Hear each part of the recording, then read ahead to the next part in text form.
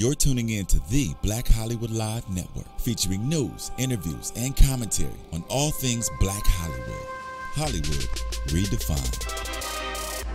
From Los Angeles, California, presented by Maria Menounos and streaming live thanks to Akamai Technologies. This is Black Hollywood Live. Stand Up, Sit Down, featuring in-depth discussion and interviews with stand-up comedians on the art of stand-up comedy. Black Hollywood Live. Hollywood redefined. You're listening to Black Hollywood Live. And now, the host for Black Hollywood Live, Stand Up, Sit Down. All right. Welcome you guys to another exciting episode of Stand Up, Sit Down. I'm your host, Nick Perdue, and I'm here with the hilarious, the talented, the animated Mike Citera. What's up? What's up? How you doing, man? I'm doing good, man. How you doing? I'm good. How was your Halloween, Nick? I was in the house making tea and writing, so that was me on Halloween. Okay. How about you? Did you dress up? In my pajamas, yeah. I was lazy, so man. You went as like my dad? Pretty much. That's fun. Yeah, Al Bundy or something. Yeah, hell yeah. What'd you do? You do anything I partied my ass off. Well, it was one of those Halloweens where you get 2 Halloween weekends, so it's dangerous for alcoholics like myself. There was October 25th and 26th was a Friday-Saturday combo. Then Halloween was on yesterday, Thursday the 31st. Now today's the 1st, so people are still partying. Yeah. So I've been trying to watch my levels. Kind of went hard last weekend. Drink a lot of water. Drink a lot of water. You know, and just kind of, you'll kind of ease back. You'll be good. You'll be good. For sure. So let's just jump right into this. Sure. So because you went to Ithaca College, right? Yes, sir. And just by looking at you, right, I automatically put you in like this frat guy category. Oh, what makes you say that? I think college didn't even have frats. Really? If we had one, I'm sure I would have been in one. Like I guess that's kind of like because like you seem like the guy persona. Yeah, just like you just enjoy partying. Just dude. I party way too shots much. Yeah. Well, I think I'm drinking so much now because I didn't have a frat in college. I feel like a lot of people that are in frats become successful lawyers and doctors. They're like, we gotta drink it in early. I think that's why frats are good. Like if you go in a frat, you drink your ass off for 4 years. You're like, I'm done with this. Now I'm gonna be successful. We had no frats at our college, so like now I'm living my fraternity years as like a 26-year-old male comic actor working at a restaurant, and it's dangerous. It's very. I wish I was in a frat because by now I'd already be a lawyer. I think. Yeah, you'd be a lawyer. You have a family. You know? I would already have like 3 kids. Yeah. Yeah. White picket fence, nice dog. So now in college, like, were you the funny guy or were you like, Well, our college had like we had like a TV station, a radio station. I had my own show. We had like a sketch comedy show. We had a radio station. I had a Monday. I had the morning zoo show on a radio station. Oh, okay. And they didn't have any before that because they were afraid of boundaries. Because like it wasn't like regular radio where you could say anything you want. So they gave me a show apprehensively, and they listened to every episode, making sure I didn't say anything dumb. I had a show called Mikey Mike's Monday Morning Madness. Wow. But we ran it 4 days a week, so it was inaccurate 3 out of 4 times. And basically, it's just like bringing all of our friends, have fun, do whatever we wanted to say, whatever we want to do, and just go crazy. Like, because, like, I don't know. And then I would, we had our sketch comedy show, ran for like 6, 7 seasons. It's called The DP Show. It was basically our take on like alt, like Human Giant kind of comedy, kind of like SNL meets Human, just like weird crap that they wouldn't. Yeah, just a whole bunch that of we random. weren't seeing it on the network. We're like, we're not gonna have the best production values, but we're gonna give you some weird crap. Am I allowed to curse on the show? I don't know. You can say whatever weird you want to shit. say. Yeah. There you go. There you go. Yeah. So I had fun. I wasn't like I was the class clown in high school, but not like the fun class clown. Just more of the like, I'm just gonna make fun of myself and see what happens.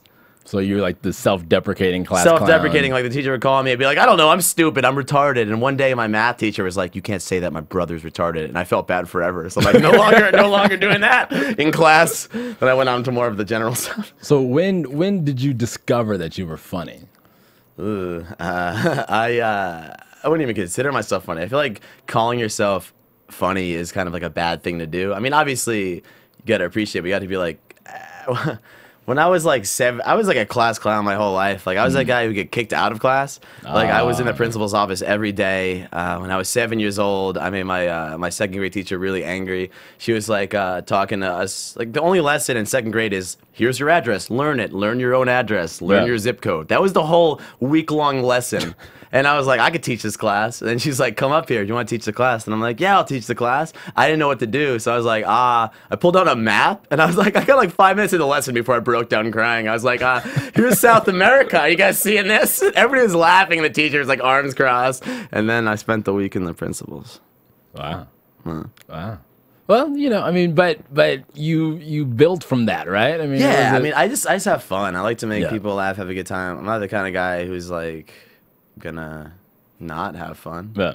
I'm not serious enough most times. But and because I know in some of your comedy, you know, you talked about having ADD, right? And so now in school, like, did that really affect you? Or here's you know, what happened. I was one of those kids who was like a really good student who could not pay attention, goof around the whole class, distract everybody, pull like 95s on tests. Yeah. This is like middle school, elementary school. And eventually when it got really hard, I was fucked. Like it was like I would just goof around the whole time, and like the teacher would be so mad. She'd be like, "You're the worst student in the class, but you got the best grade. You set the curve." I'm like, "Thank you." And then that all changed when we got to high school and things got real. Yeah, you really have to study and kind of buckle down. Yeah, because like I and, had a Korean math teacher who like barely spoke English, but they let her teach a class, and I got a 64 average for the year. Oh, wow. And like we had to have an argument. My mom came in. I had a 64.8, so she was like, "That's a 65. That rounds up." yeah, that's a And I had solid that teacher D there. 2 years in a row, 2 years in a row, below a 65 average both years. And then they're like, the school was like, "We could fix this. We'll have her tutor you after class." I'm like, that helps nothing. It's the same woman. And then I got to college and I took a math placement test. They're like, "You take this test, it'll test you out of 4 math classes. We'll decide how smart you are at math." 99%.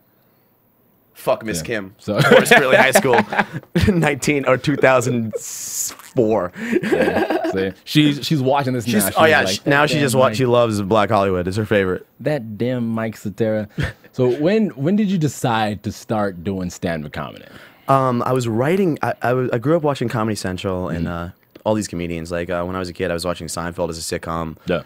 I was watching like a lot of the Comedy Central presents and whatnot. I grew up big on Dane Cook before he kind of sold out, but I still respect him. He's still a good friend. He's seriously still really hilarious. But a lot of people got mad when he got famous.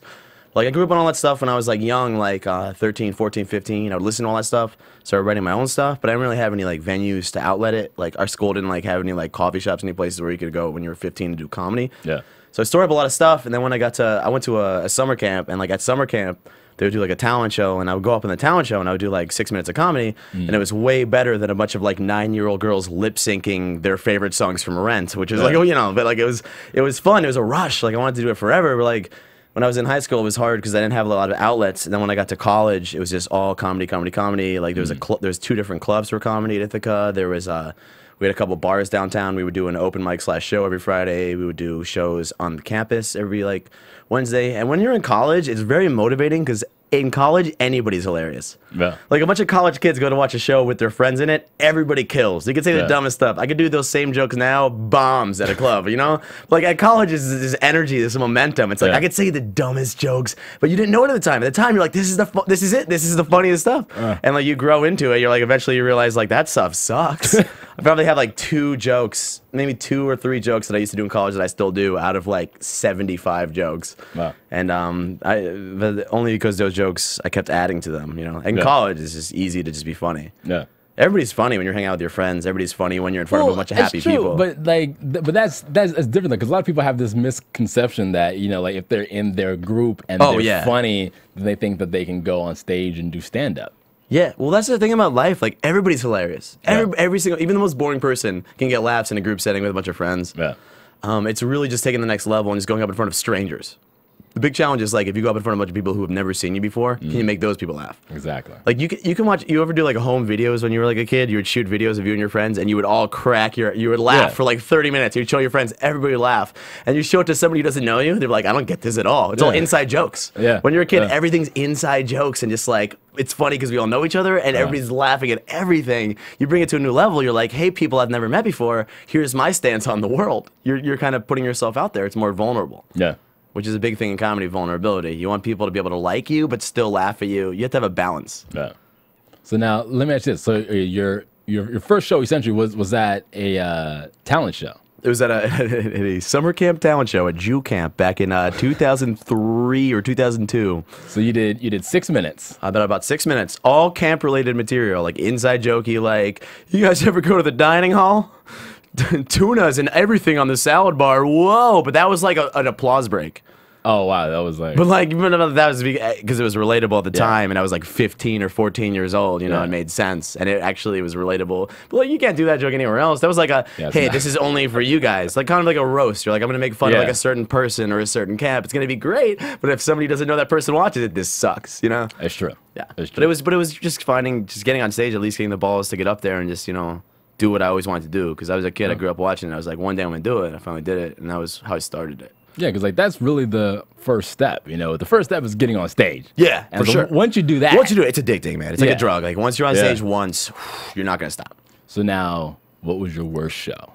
Oh, there's so many. Oh my god. Most recent then? What's your most recent recently? I've been show? good I've been good recently, but when I started, there was some awful shows. There'd be shows where like when I just started, and I would have a bunch of friends come to see me, and I would just eat it, and afterwards they would all do that like, you were so good. I'm like, no, I wasn't. Like I would run away. Like a lot of times, if I had a bad set when I just started, when I was like 17, and I started going to New York City, like my first few shows, it would be 50-50. Half of them would be awesome, half of them would suck. If I had a bad show, I would just run away. Because even if I had friends there, I would just go to a pizzeria, the closest pizzeria I could find. I would just drown myself in a pizza, and if they would text me like, "Where'd you go?" I'd be like, "I went home."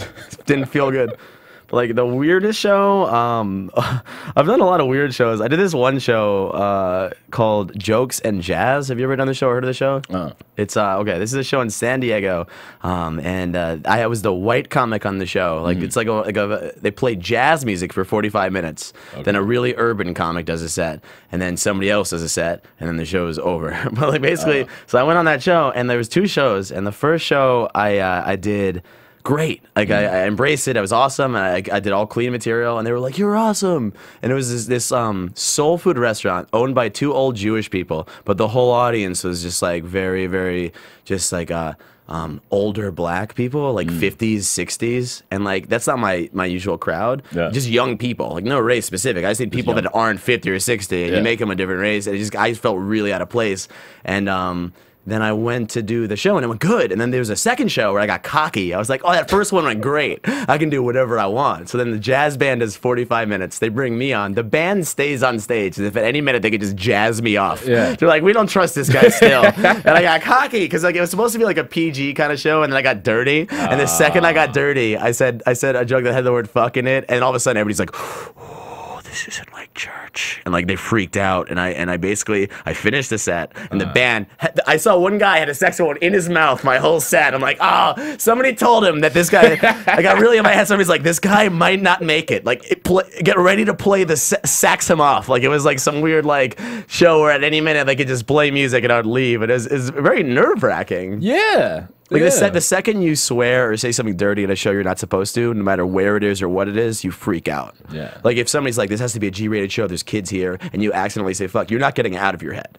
Yeah. I get very in my head. Yeah. And I was in my head that whole show, so I was like, I gotta just drink this off. How long was the set? Set was only supposed to be like 7 or 8 minutes, and it was like about 8-minute sets. But like 2 minutes into the set, I was like, all right, that first joke worked. The last show went great. All right, here we go. I did this like old joke I used to do about Method Man lyrics. So I literally quoted Method Man lyrics that said like fuck and suck and all this stuff. And I saw the looks in everybody's faces. I was scanning the room. I was like, I'm not recovering from this no matter what I do. I looked at the guy who ran the show. He was shaking his head like, move on to something else. And I was like, oh no. And then I drove home drunk off of sadness. A nice long And I got pulled drive. over. I got pulled over by Border Patrol. Oh my god. I thought it was DUI police, so I freaked the F out. And then it turned out they were just looking for Mexicans. They're like, you're clearly drunk, but there's no Mexicans in your car. You can go. And that was the saddest day of my life. Wow. That's probably the worst. Just for like a lot of reasons. Like I went home that day and I'm like, I'm never drinking again. I'm never doing comedy again. I'm never hanging out with my black friends again. I'm never eating soul food. I was like, I'm stopping everything. I just felt so embarrassed. Like, I felt bad because I got paid. I don't want to get paid to bomb and piss everybody off.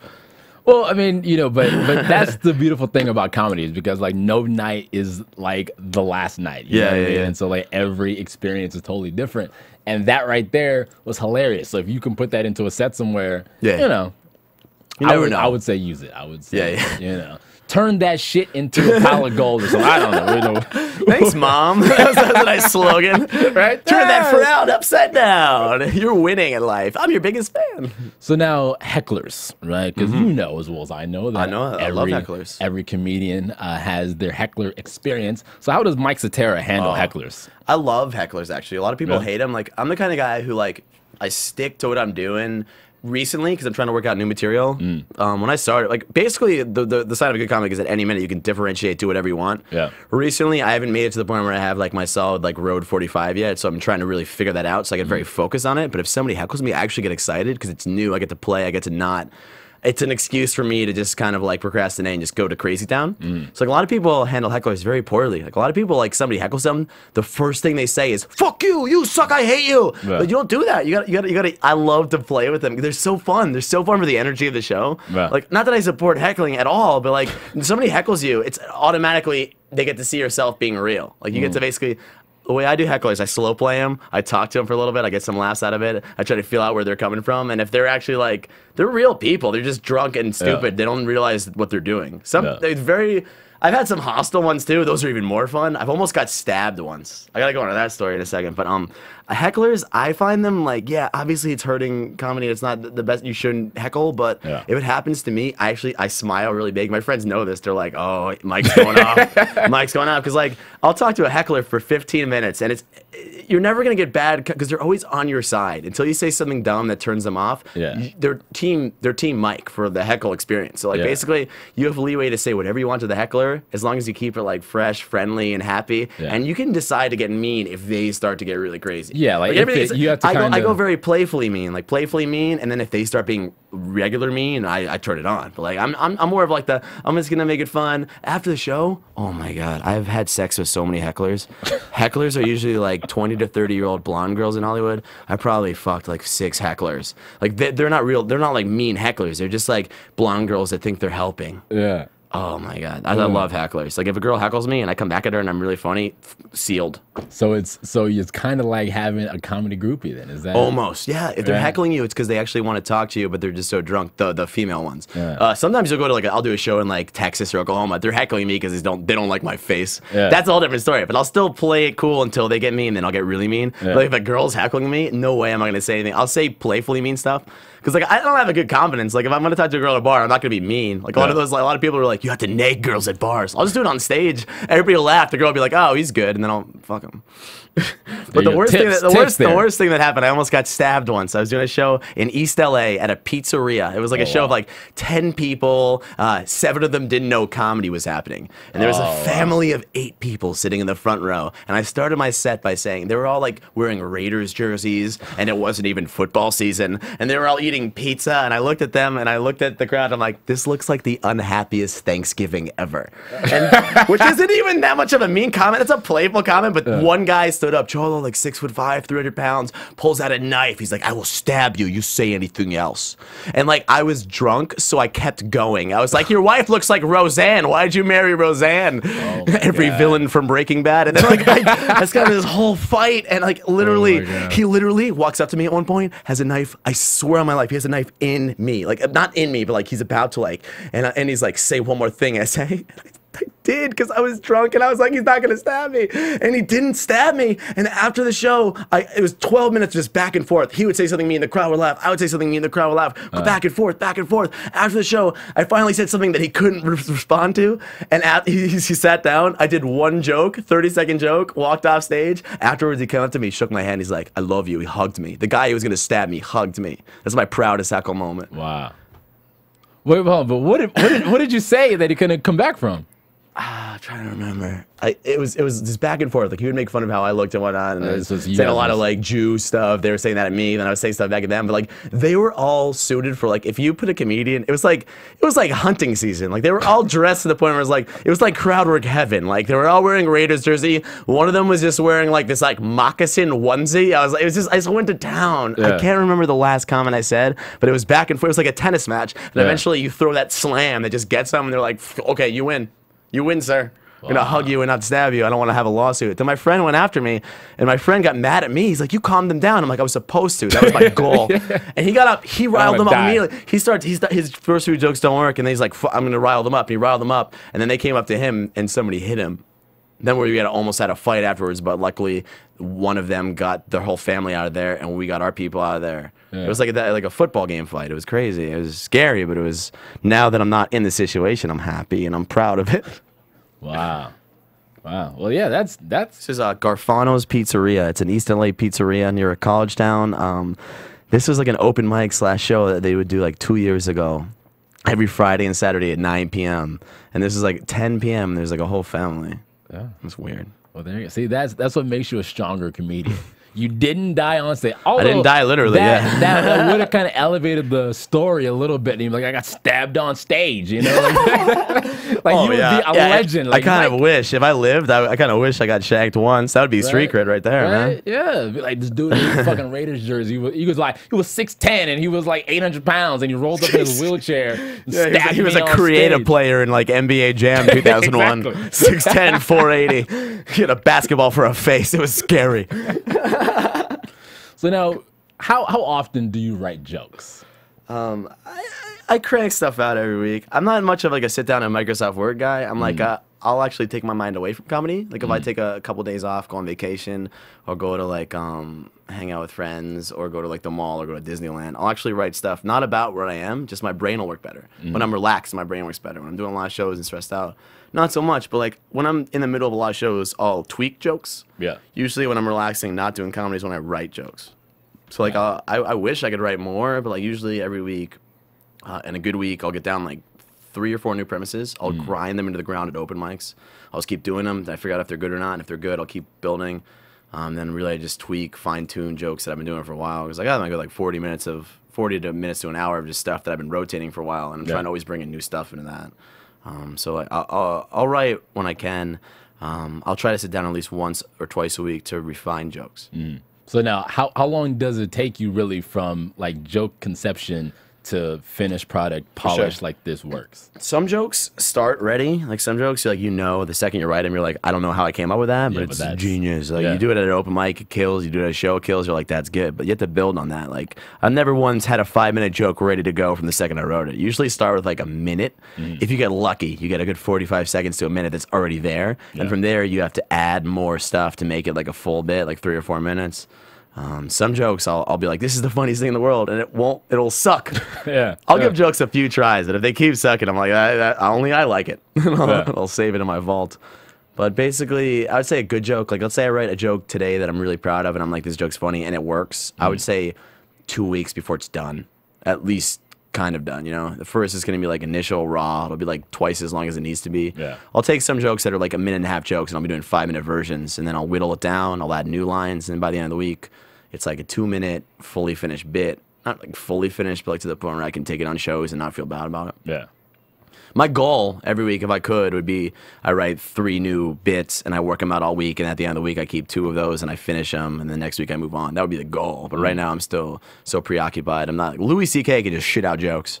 Like I'm so jealous. Like, but he's at the point in the career where he knows his full voice. Like he's been doing this for like 20, 25 years, maybe more, where like he can just literally be like, you can give him a topic and he knows how his voice would react to it. They say like in comedy you can't find like your voice for like I think like 10 or 11 years, and I'm only like 6 years into the game officially, you know, so I'm just trying to work it out. Trying to figure out my voice. Once you get your voice, everything comes easy. Until then, every joke is written to try to find it, and then when you find it, you're like, game on. Game the fuck on. Okay, so now let me ask you this, because you know you're in the circuit, right? And so you know you see comedians and this and that, and so I kind of get annoyed. This is just me, my personal opinion. I kind of get annoyed when I see people who have like, you know, their hot 7 or their hot 15 or whatever. And that's what they use, and that's it's a lot of right place or right time. So like a lot of people will catch a lot of breaks just on like having this like 7 to 10 minutes that they polish forever, but they actually don't have anything else. Then a lot of people will have other stuff. Like a lot of people will have that hot 7 to 10 that's like their showcase 7 to 10. And if you challenge them, they'll rise to the occasion. They'll do another 30 that's just as good. But like Hollywood is all about being in the right place at the right time and getting discovered by the right people. But like if you're always killing it, there's just 2 strategies, I guess. There's a strategy to always be on and have your fingers crossed that somebody will see you. Or there's a strategy to keep building, so when somebody does see you, you have a whole like 2 hours ready to go. Not that you ever need 2 hours on stage at a time, but like, you know, just so like if anybody challenges you, you're like, because a lot of big questions from like road comics that are asking younger people to go with them, or like TV shows and whatnot, is like, how long can you do? The correct answer is like a good 45. That's a correct answer. But like I'm not gonna lie about that. You know, I'm like right now like probably a good 35, and then after that we might get a little bit iffy. I'll do some crowd work, throw in some other stuff. There's another hour of material, but I don't think it's done. It's not ready. But like, yeah, but like TV shows, every time you go on TV, like Conan, Leno, anything, you're really just doing a 4 to 5 minute showcase. Yeah. So technically, if these people are only seeing you do showcase shows and you're just doing like 7 to 10 minutes every time and you keep killing it, you're gonna get surprisingly, you'll get more leverage than somebody who's like really trying to go all around the map. But it's a game of patience. I do get mad at the people who only have 6 minutes and will only have 6 minutes. Like I actually get legitimately mad. Like the comics who I know are capable of doing like a whole hour if you wanted them to, but keep doing the same 7 because they want them to be there. I can't get mad at them. That's the right thing to do. Yeah. And like if I'm in front of like industry and stuff, there's a few jokes that I'm gonna make sure don't miss the set. Yeah. But like there's like there's a lot of guys who also only have 7 minutes, or like people that took a class once, so they have 7 minutes forever, and nobody's ever given them more than 7 minutes, so they don't know how to do it. Yeah. So like there's a lot of people I would be like, I dare you to do 15 and see what happens. Like usually you could tell, like if somebody's like, hey Mike, do 15, I'll be excited, or like, hey Mike, do 30, I'll be pumped. If somebody says to one of these people who isn't real, hey, do 15, and you see a look in their eyes like, oh, I don't know what to do, that's how you know. Yeah. If somebody's like, how long do you want to do? I get so excited. I'm like, oh, however long you want me to. Because like I can do 45. I would go out there for 45 if you want me to. Yeah. You know what I'm saying? But like some people don't, and you can tell by how you ask them. That's true. There's a lot of people that have been in the game for like only like half a year or 1 year who have the look, or they have the agent repping them to get them stuff that they don't deserve. The thing is, like, nobody's like book like until you prove yourself, you're not booking like a Comedy Central Presents or like an HBO special. Yeah. But to get 5 minutes on any network, all you really need is technically 5 minutes, which is kind of a philosophy I'm not a fan of. But at the same time, why not? I don't know, if you're killing it for 5 minutes and like you have the right connections. I mean, as much as I won't respect you, if you can do that 5 minutes, you're qualified for the set they want you for. It's not like they're booking you to do like 9 of them. Yeah. If you get the second one, that's how you know you made it. When you get the second late night set on the same show. Oh, yeah. If Conan invites you back, that means you killed it the first time. They want to see more of your shit. That's how you know you made it. If you get on one late night show, some people have credits like, I was on Ferguson. I'm like, when? 1998. I'm like, yeah. Well, nothing since then. You know, Exactly. It's like if you get on a few, that's how you know you're really making the rounds. So now, what is your opinion of the current state of comedy right now? I think the comedians right now are tearing it up. I think there's a lot of hilarious people on the scene, LA, New York, killing it. I think the economy of the world as a whole is not as big a fan of comedy as they were in the 80s and the early 90s. Like stand-up comedy was this whole event back then. Like it was like going to like a movie or going to Broadway. It was like a whole thing. Yeah. Now there's more comedians, and there's actually technically less venues. Like back in the 80s, there was so many more venues because like people just wanted to see comedians. And back then, all the comedians were hilarious. Like everybody worked their way up, not through like bringer shows, not through like connections, just all through like being funny. Yeah. That's why they were so popular. You earned your keep. You proved yourself. The clubs would be like, you're funny enough to carry your own show, so we're putting you on the show. And then every show they had there would be great. Nowadays, it's all political, watered down, clubs trying to make money. It's all gimmicky. So now, what is your take on bringer shows? Because especially in LA. Well, here's the thing. I produce like one, but like I hate them. Yeah.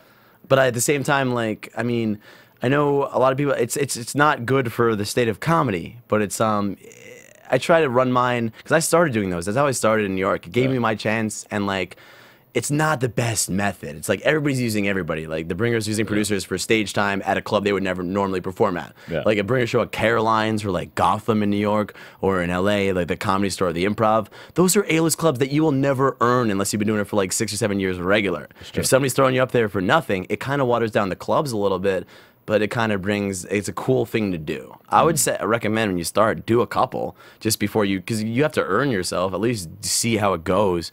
But I don't think in general they're good.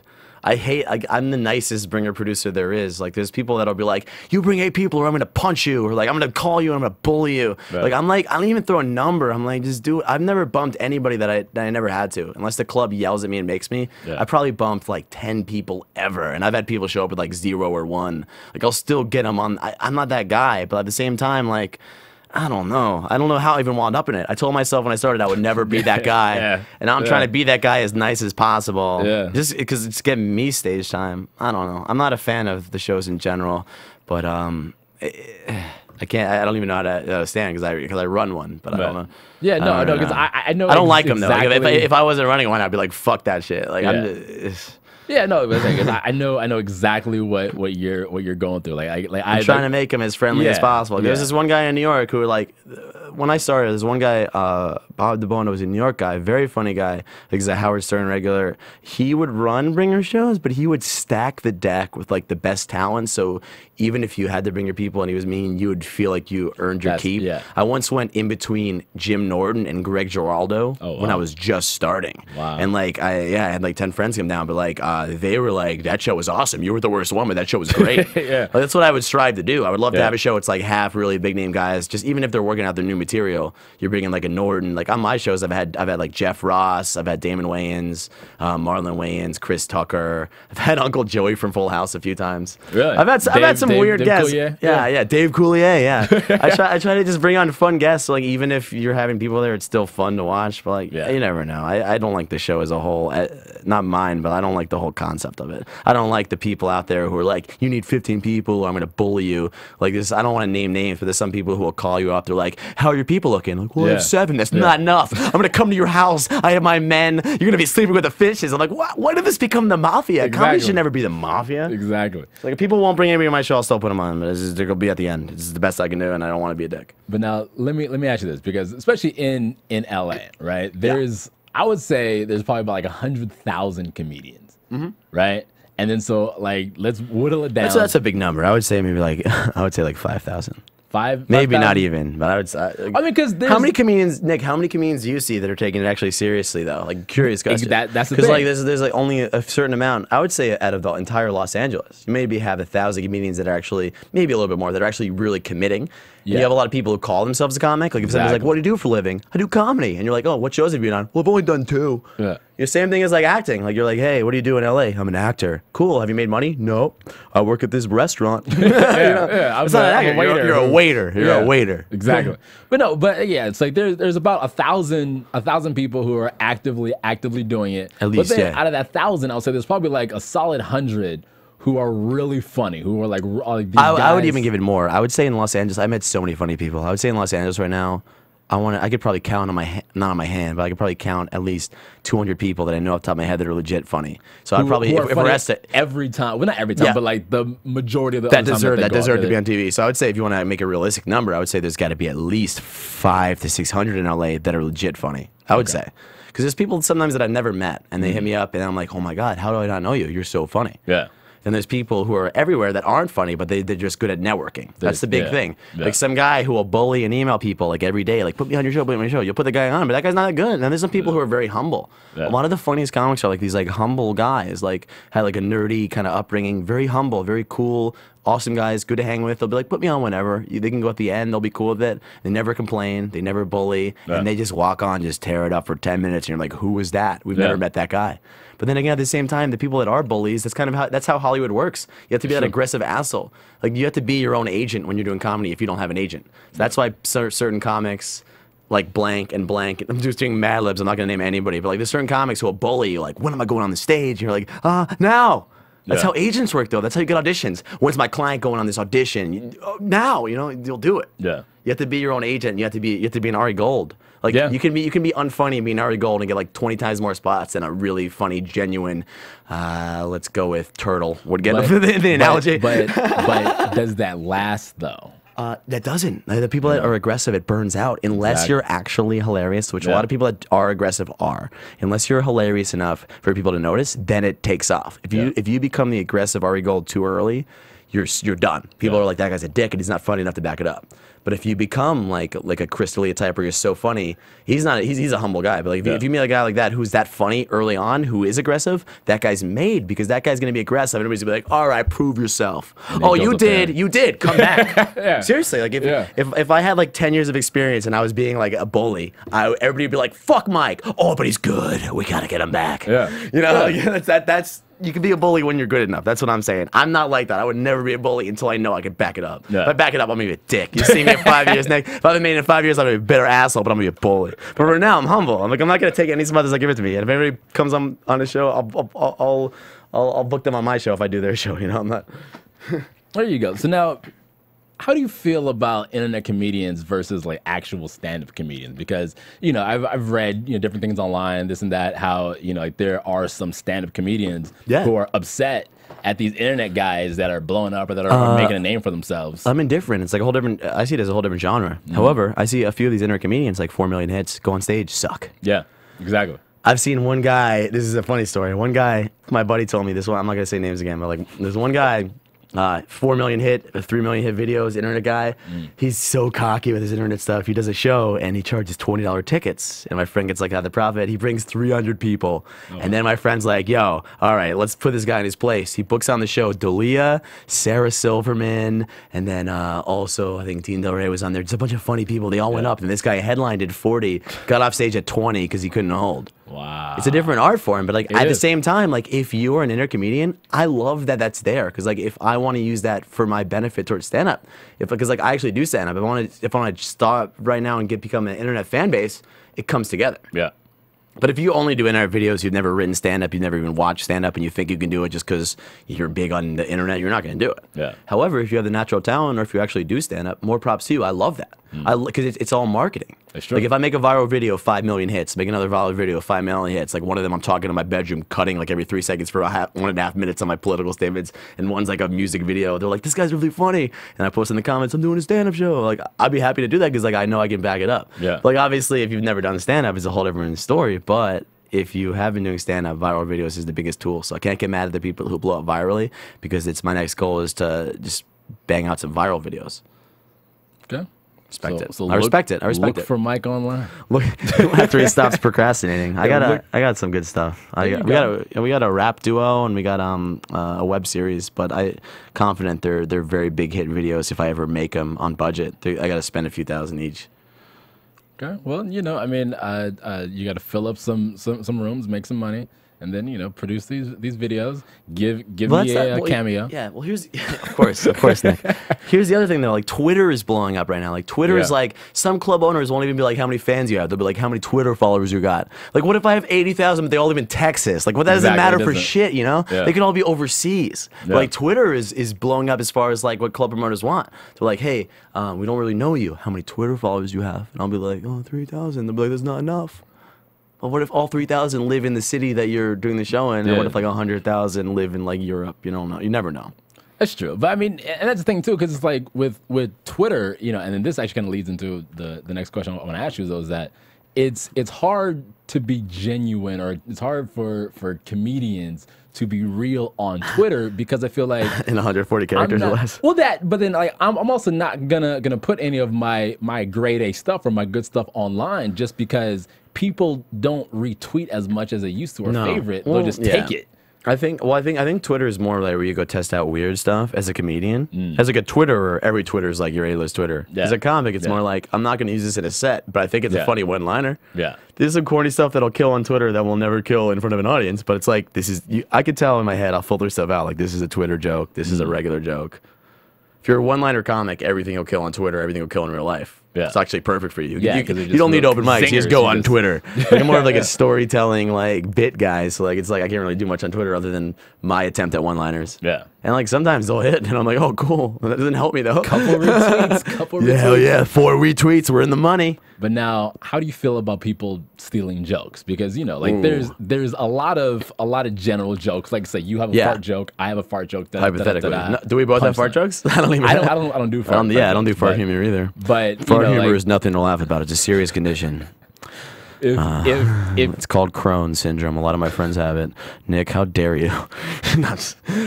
If you do like if you have your say 3-minute bit about skunks, right? But it's your. I love your examples, by the way. Farts and skunks, the key to humor. Yeah, it's just random stinky. You got fart jokes, you're on the show. You got skunk jokes, you're promoted. Come do 45 minutes. You're headlining. Skunks farting, you win. That's the internet right there. Make a YouTube video, you're sold. Here's $5 million in a check form. And a real big check. Thanks, Barry Katz. No, but but so like this is your joke, right? Yes. And then let's say you go to a show and you see someone doing your joke. That's actually, how do you feel about that? That's one of my biggest fears, because like it doesn't. I haven't seen it. Like one of my biggest fears is always like I sometimes, like, as a comic, I'll show up to shows late, or I'll go on, you know, my biggest fear is, like, I'll go on and do a joke somebody's already done. But, like, I try not to do that. I try to be as original as possible. And, like, there's two fields on this. The first thing is, like, obviously, if you're doing a joke, mannerism and word for word that you took, it's very obvious. People will be like, that's exactly how Mike did it. That's exactly how Jeff did that joke. Those are the same movements, the same words. There's also, like, a lot of generic topics.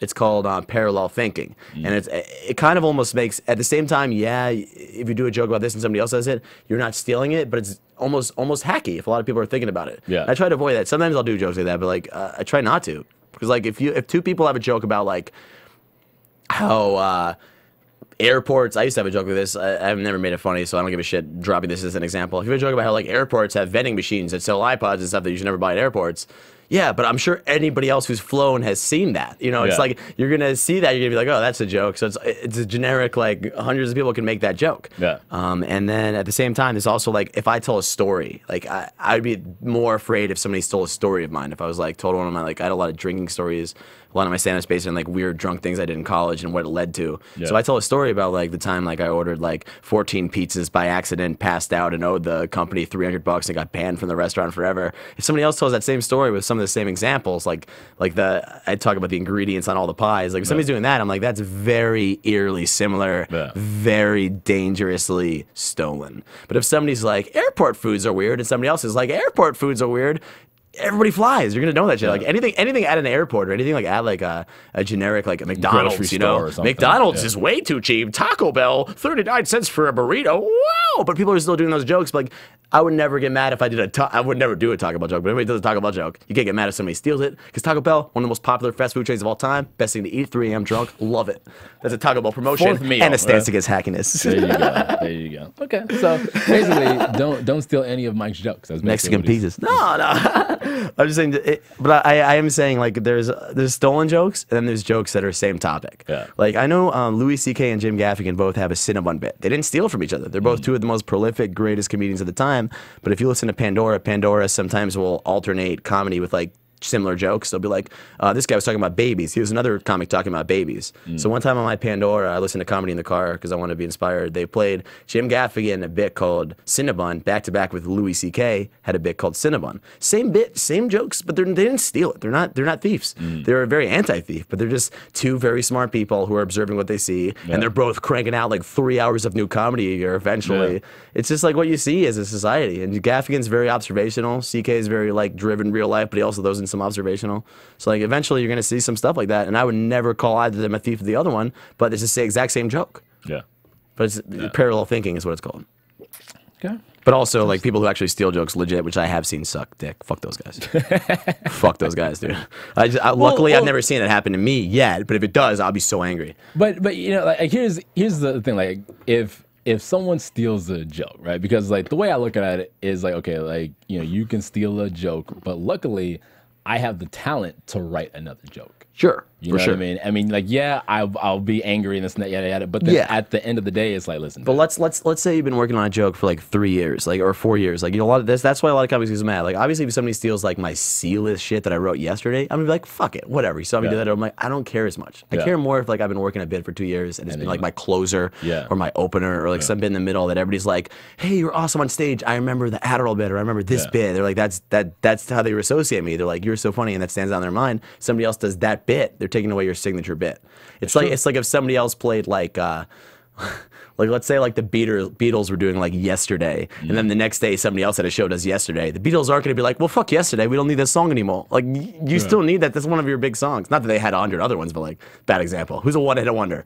Milli Vanilli. Let's say if Eiffel 65 did the song Blue, and then the next day some other DJ, let's say, like, Skrillex did Blue, I'm Blue, WDWI. That's their one song. They're not going to be like, you have to call them out. You can't be like, fuck it, we'll make another one, because they never made another one. Their best 3 hits from Eiffel 65, Blue remix, Blue Morning remix, top 3 Eiffel 65 selling hits on iTunes. Google that. That's real.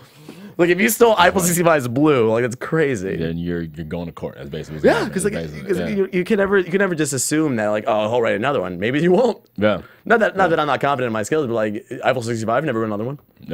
Well, I mean, but you know, it's, I don't know, again, like, just the way I feel is, okay, like, it also allows you to grow, and it's like, okay, like then I feel it's also kind of like it's validation, like, yo, like that's like a really strong, a really good joke, and it's good enough for someone to be like, you know what, I'm taking that shit. Yeah, here's the thing, like I think it's like 20% flattery, 80% anger, maybe more anger.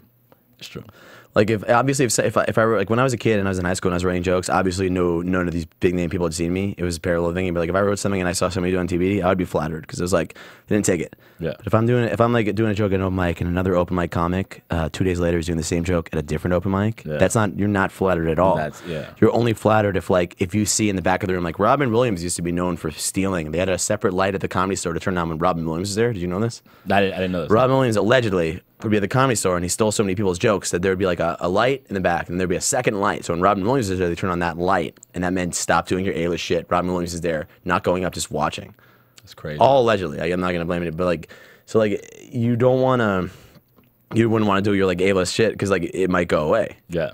Well, I mean, but at the same time, I would be flattered if he stole my stuff, but like I would still be angry.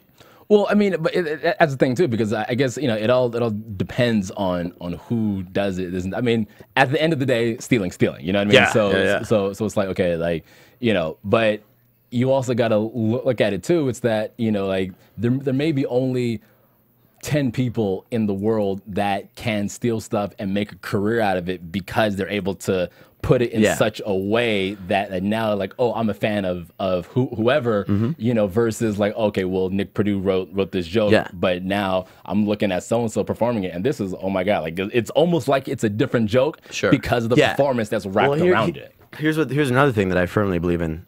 If you find your voice, which I was saying earlier, if you find your stand-up voice, your voice is so distinct that nobody can steal your jokes because they wouldn't be able to be you. Yeah. That's what I firmly believe. Yeah. Like, I feel like once you found your voice, you can be so confident in a joke that nobody will be able to do your joke, even if it's the same like words and the same style, the same fit topic. It won't be your joke because you're not the one doing it. That's why Louis C.K. found his voice and he's killing it. Gaffigan has his voice. They all have their voice. Dane has his voice. They all have their voice. That's their voice. Like you could do the same joke even with the same words and it wouldn't be the same joke. Yeah. That's why a lot of comics can get on stage and do, even if it was like you were doing like a tribute. Like, let's say, hypothetically, you were allowed to, and you're like, here's a comic's like, here's all my material for, like, this 2 jokes. Do them.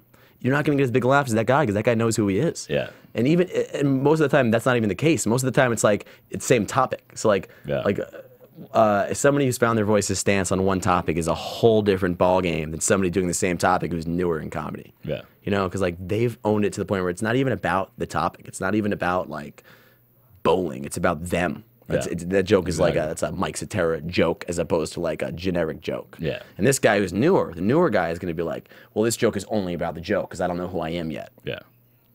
Yeah. Okay. We'll see. And we're gonna end it right there. For sure. Gonna piss off a lot of people. Nice and just angry and awkward. Yeah, pissing off people. So where can people see you live like over the next 2 months before the end of the year? My New York Comedy Hour show is at the Ha Ha Cafe, free entry every Tuesday at 8:30. Say my name is free. Also, I'm at the Comedy Store about 2 times a week, every other Friday. As well as at various Wednesdays and Thursdays. And website, MikeCitera.com. Bootleg website, made it on Wix. Mainly just at my schedule, some photos and a bio. But check out the schedule, it's always updated. And Facebook me, Twitter me. Twitter is at Mike Citera. Perfect. Thank you, sir. It was a great conversation. Thank you for coming in. Thanks for hearing my ramblings, Nick. Yeah, man, it was good. It was good. It was good. Thank you guys for watching. You can find me all over the internet at the Nick Perdue. I'll see you soon. From producers Maria Menounos, Kevin Undergaro, Phil Svitek, Dario Kristen, and the entire BHL staff, we would like to thank you for tuning in to the Black Hollywood Live Network. If you have questions or comments, tweet us at BHL Online or email us at info@blackhollywoodlive.com. For more exclusive content, visit blackhollywoodlive.com. This has been a presentation of the Black Hollywood Live Network. Hollywood Redefined. The views expressed here are those of the host only and do not necessarily reflect the views of BHL or its owners or principals.